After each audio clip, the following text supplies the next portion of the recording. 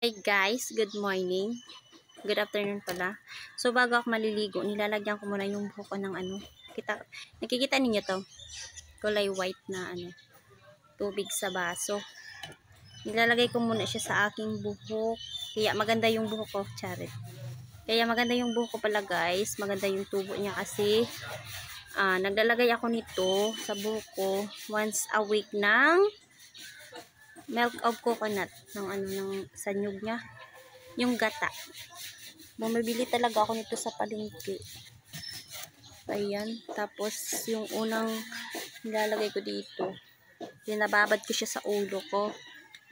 Parang para maganda yung niya, tubo niya. Tapos pampakapal din siya kasi yung habang tumatanda kasi tayo, nagninipis na yung natin, yung buhok natin. So, kailangan talaga natin siyang alagaan, para maging maganda pa rin siya. Tapos, para matanggal yung mga split in. Ganyan.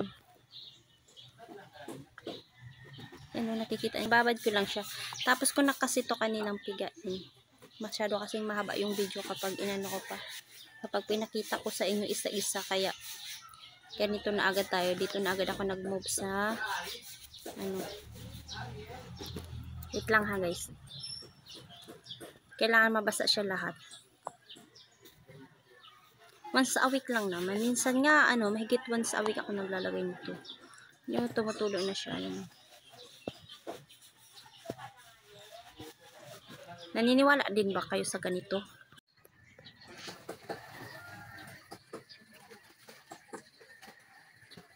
Kailangan natin siyang i-massage. Ganito pagka-massage niya. Hindi naman masyadong lakasan nyo para hindi kayo masaktan. Parang ganito lang. Para mag-absorb talaga siya sa natin, sa balat.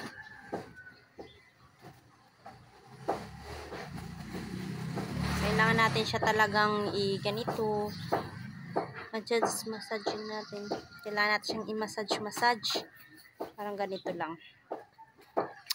Huwag kayong mag-alala, hindi naman to nakakasira sa mata. Nakakaputik pa nga ito eh. Ayan, basang-basa na siya. Babad lang natin siya.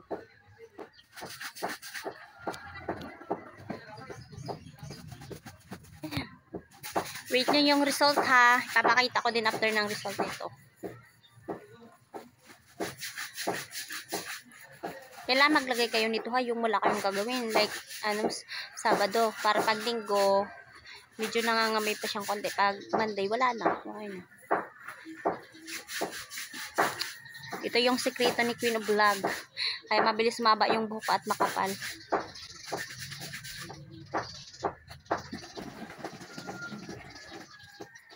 Pagkatapos natin ibabag, kailangan may tali tayo sa buhok.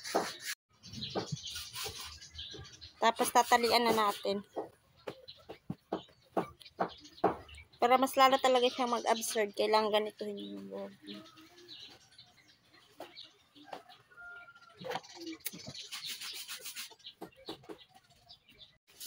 Ayan, habang binababad natin siya, kaya ako tinalian para mag-absorb talaga siya.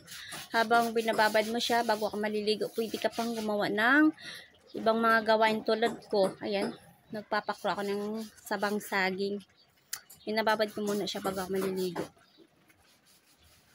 Para talaga maganda yung tubo, mga kumari. Try mo din ng try mo din yung coconut milk. Ayan. Try mo din yung coconut milk ha guys. Ayan. Sino bang kumakain ng pinakrong saging? Ito oh. Wait lang guys ha, kasi inaayos ko pa yung buhok ko eh. Ayan, nagpakro ako guys ng saging. Sarap-sarap naman ito mamaya. Wow. Parang ang daming ang dami pang sabaw niya. Makain ba kayo nito? Basta favorite ko talaga to, kaya nga ako nagluto ngayon eh. Sarap. Mga ka-Queen Vlog, pwede rin kayong makikain dito sa boarding house.